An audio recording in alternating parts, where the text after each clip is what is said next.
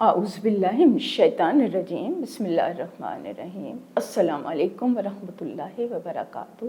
امید ہے آپ سب خیریت سے ہوں گے۔ اللہ تعالیٰ آپ کو بہت اچھا رکھے۔ دنیا اور آخرت کی کامیابی، مگر کیسے؟ مطلب یہ ہے کہ کچھ ایسی باتیں ہیں، کچھ ایسی چیزیں ہیں، کچھ ایسے پوائنٹس ہیں کہ وہ ہم نے اپنے ذہن میں کچھ سوالات ترتیب دینے ہیں، اور ان سوالات کو ترتیب دینے کے بعد اس کا آنسر خود ہی ڈھونڈنا ہے، اور اپنی عقل کو تو ضرور استعمال کرنا ہے، لیکن اپنی عقل کو وحی الہی کے تابع کر کے استعمال کرنا ہے، تو انشاءاللہ تعالی ہمیں ہر بات کا جواب مل جائے گا، بہت واضح، بہت صاف، بہت خوبصورت، جس میں کوئی بھی ٹیڑھ نہیں ہوگی، جس میں کوئی شک نہ ہوگا، جس میں کوئی ریب نہ ہوگا، جو کہ بالکل صاف ستھرا ایک جواب ہوگا۔ اور وہ جواب کہاں سے مل سکتا ہے؟ وحی الہی سے، آپ صلی اللہ علیہ وسلم کی سیرت سے، وہی سب سے خوبصورت، سب سے مکمل، سب سے جامع، اور میں کہتی ہوں پیور ترین اور کامل ترین، اکمل ترین، خوبصورت ترین وہ سرچشمہ ہے، اسی سے ہم نے فیض لینے ہیں۔ میرے پاس تو الفاظ ہی نہیں ہیں کہ میں وہ اس کی تعریف بیان کر سکوں، الفاظ تھوڑے پڑ جاتے ہیں۔ اللہ تعالیٰ کی حمد بھی کبھی بیان ہو سکی ہے، اس کی قدرتیں، اس کی صفتیں ہمارے بیان سے باہر ہیں۔ سبحان اللہ والحمد للہ ولا الہ الا اللہ واللہ اکبر، بعد از خدا بزرگ توئی قصہ مختصر۔ تو بات یہ ہے کہ ہم کئی دفعہ جذبات میں آ کر بڑی بڑی باتیں کہہ دیتے ہیں، لیکن اصل بات یہ ہے کہ اللہ تعالیٰ مجھے اور ہم سب کو یہ توفیق بھی دے کہ جو آپ کی تعلیمات ہیں ان کو حرز جاں بنائیں اور ان کو اپنی زندگی میں شامل کریں۔ اب اللہ تعالیٰ نے خود بتایا ہے، آپ صلی اللہ علیہ وسلم نے صاف ستھرے طریقے سے واضح طور پر بتایا ہے کہ کامیابی کے لیے کیا کرنا چاہیے۔ میں آپ کے سامنے کچھ باتیں رکھتی ہوں اللہ تعالیٰ کی توفیق سے۔ وہ یہ ہے کہ میں مناسب سمجھوں گی کہ جو ہے سورۃ المومنین کی چند ابتدائی آیات ہیں، اس میں اللہ تعالیٰ نے بہت واضح الفاظ میں یہ بتایا ہے کہ فلاح پا گئے وہ مومنین جو اپنی نماز کی حفاظت کرتے ہیں، جو خشوع کے ساتھ نماز پڑھتے ہیں، جو لغویات سے دور رہتے ہیں، جو زکوٰۃ کے طریقے پر عمل ہوتے ہیں، جو اپنی عصمت کی حفاظت کرتے ہیں، جو اپنی امانتوں اور عہدوں کا پاس کرتے ہیں۔ اور پھر اس کے علاوہ یہ تو ایک ظاہری علامات ہیں کہ مطلب وہ اس طرح سے کرتے ہیں۔ باطنی علامات میں کون سی علامات ہیں کہ وہ تقوی اختیار کرتے ہیں، گناہوں سے بچتے ہیں، ان کے دل کے اندر خدا خوفی ہوتی ہے۔ تو اللہ تعالیٰ پھر آگے جا کے بتاتے ہیں کہ وہی میراث میں جنت الفردوس پائیں گے، یعنی اور وہی حقیقی کامیابی ہے۔ یعنی اللہ تعالیٰ نے ایک معیار دے دیا ہے کہ کامیابی کے حصول کے لیے انسان کو ان خصوصیات کا حامل ہونا ضروری ہے، اور یہ ایک ظاہری علامات ہیں۔ باطنی علامات میں اور بھی کئی ہیں جس کی تفصیل بہت زیادہ ہے۔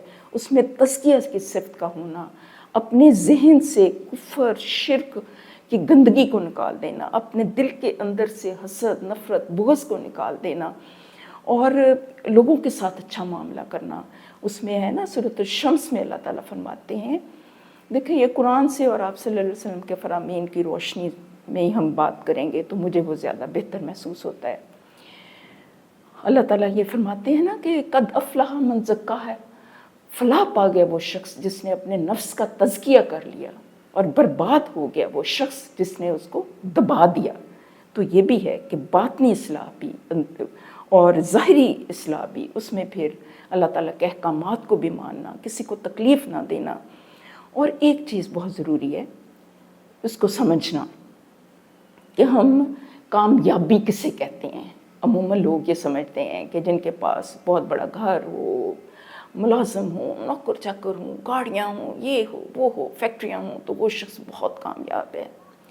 دنیاوی لحاظ سے کامیاب ہے، اس میں کوئی شک نہیں ہے، اور اس سے انکار نہیں ہے کہ جو مال و دولت ہے دیکھیں انسان کو حقائق کی دنیا میں رہنا چاہیے اور اس کے مطابق چیزوں کو لینا چاہیے۔ اچھا چلتے چلتے میں اس یہ جو تصور ہے نا مالو متاع کے بارے میں اللہ تعالیٰ نے دیا ہے نا، اس کو بھی تھوڑا سا اس کو ڈسکس کر لیتے ہیں تاکہ انسان الجھے نہیں کہ کامیابی ہے کیا۔ وہ یہ ہے کہ اللہ تعالیٰ نے قرآن پاک میں کہا ہے کہ کلوا واشربوا ولا تسرفوا، تم اچھا کھا سکتے ہو، پہن سکتے ہو، لیکن تم اسراف نہ کرو۔ اور اللہ تعالیٰ نے قرآن پاک میں کہا ہے کہ اے پیغمبرو، تم پاکیزہ روزی کھاؤ اور نیک عمل کرو۔ اچھا کھانے میں، اچھا پہننے میں، اچھے گھر میں رہنے میں کوئی مذائقہ نہیں ہے، لیکن ایک چیز ہے کہ وہ حلال طریقوں سے حاصل ہو اور حلال راستوں پر خرچ ہو، اور اس میں دکھاوا نہ ہو، ریاکاری نہ ہو، کسی دوسرے کا حق غصب نہ کیا ہو۔ تو اللہ تعالیٰ نے دولت کو خیر کہا ہے کہ مطلب یہ انسان کی زندگی کے قیام کا ذریعہ ہے، اس سے انکار نہیں ہے۔ اور ایک دفعہ حضرت عمر کی غالباً بات ہے کہ انہوں نے ایک نوجوان کو دیکھا کہ وہ مسجد میں بیٹھا ہوا ہے، تو انہوں نے کہا تھا کہ اٹھو اور کام کرو، کیونکہ جو مال و دولت ہے یہ اوپر سے نہیں برستا، چاندی اور سونا اوپر سے نہیں برستا، تو تم حلال روزی کماؤ تاکہ تم اپنی فیملی کو کھلا پلا سکو۔ میں نے تھوڑا سا اس لیے ایکسپلین کیا کہ کہیں غلط کانسیپٹ نہ آئے کہ اسلام میں تو یہ سب کچھ منع ہے۔ وہ منع نہیں ہے، انسان اسی لیے اسلام دین فطرت ہے۔ جو چیز منع ہے وہ یہ ہے کہ انسان اس کا لالچ کرے، ایک گھر ہے اب دوسرا گھر ہے تیسرا گھر، ایک فیکٹری ہے دوسری فیکٹری، مطلب اس چکر میں اپنی عمر، اپنی جوانی، اپنا سارا کچھ لگا دے اور اللہ کے لیے اس کے پاس ٹائم ہی نہ ہو۔ یہ چیز پسندیدہ نہیں ہے، تو اس کا ہم نے دھیان رکھنا ہے۔ اور فلاح کسے کہتے ہیں؟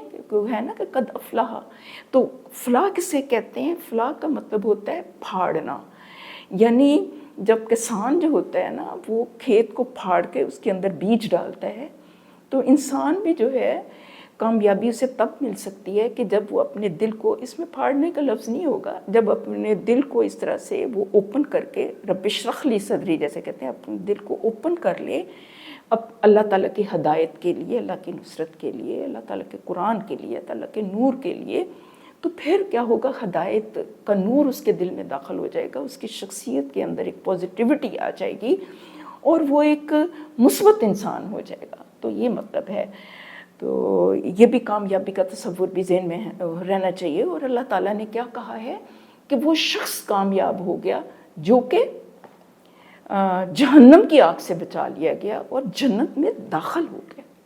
ٹھیک ہے، دنیا میں رہتے ہوئے ساری یہ چیزیں ضروری ہیں، لیکن آپ امیجن تو کریں نا کہ یہ ہماری کتنی زندگی ہے، زیادہ سے زیادہ 60 سال، 70 سال، یا زیادہ سے زیادہ 90، 95، کوئی زیادہ بھی جی لے گا تو 100 سال، اتنی ہے نا۔ لیکن وہ والی جو زندگی ہے وہ تو مطلب لامت نہ ہی ہے نا، عبدالآباد تک ہے۔ تو پھر جتنا ہم نے دنیا میں رہنا ہے اس کے مطابق ہم کوشش کریں، اور جتنا آخرت میں رہنا ہے اس کے مطابق ہم کوشش کریں۔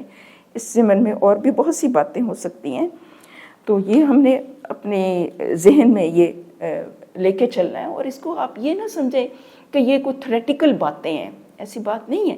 آپ صلی اللہ علیہ وسلم نے اپنی زندگی کو بھرپور انداز میں گزارا، آپ نے اپنی دنیاوی زندگی میں بھی بھرپور اور جدوجہد کی اور بھرپور انداز میں گزارا، اور اپنی اخروی زندگی کے لیے بھی آپ نے بہت زیادہ محنت کی، اور آپ نے اس کے اوپر پھر عمل کر کے بھی دکھا دیا، اور اس دین کو نافذ کر کے بھی دکھا دیا، اور اس دین کے اوپر سلطنت قائم کر کے بھی دکھا دی، اور اللہ کے پیغام کو آگے بھی پہنچا دیا۔ مطلب آپ یہ نہ سمجھیں کہ یہ صرف باتیں ہی ہیں، ایسی بات نہیں ہے۔ ہمارا دین اسی لیے مکمل ہے، ہمارا دین اسی لیے نظام حیات ہے، اسی لیے ہم اس کو دین کہتے ہیں۔ چلتے چلتے ایک دو باتیں ہیں وہ میں آپ سے عرض کروں گی۔ کسی نے کہا، کسی صحابی نے، کسی شخص نے آپ سے سوال کیا، انہوں نے کہا کہ میں سب سے بڑا عالم بننا چاہتا ہوں، تو آپ صلی اللہ علیہ وسلم نے اسے کیا تلقین کی؟ آپ صلی اللہ علیہ وسلم نے فرمایا کہ تقوی اختیار کرو، سب سے بڑے عالم بن جاؤ گے۔ اسی طرح سے اس نے کچھ اور بھی سوال کیے، اس نے کہا کہ میں سب سے بڑا عادل بننا چاہتا ہوں نا، تو آپ صلی اللہ علیہ وسلم نے فرمایا کہ جو تجھے اپنے لیے پسند ہے وہی لوگوں کے لیے پسند کرو، سب سے بڑے عادل بن جاؤ گے۔ پھر آپ نے فرمایا، پھر اس نے پوچھا کہ اللہ میرے اوپر قیامت کے دن رحم کرے، تو آپ نے فرمایا کہ اپنے اوپر بھی رحم کر اور اللہ کے بندوں پر بھی رحم کر، اللہ تیرے اوپر قیامت کے دن رحم کرے گا۔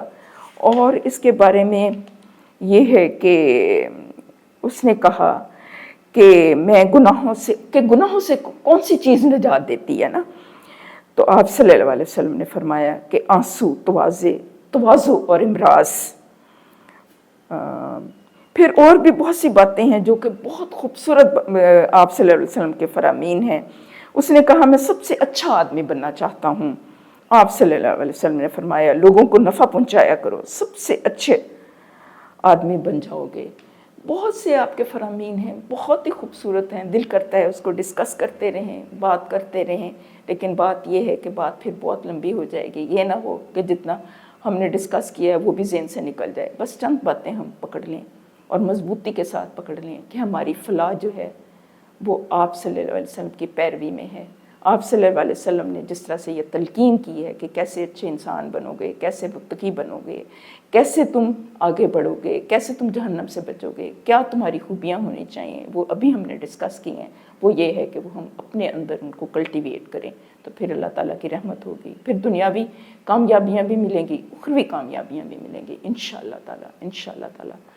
اللہ تعالیٰ آپ سب کا حامی و ناصر ہو۔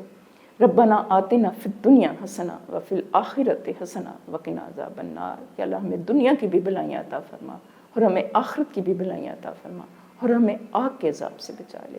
سبحان ربک رب العزت عما یصفون، وسلام علی المرسلین والحمد للہ رب العالمین۔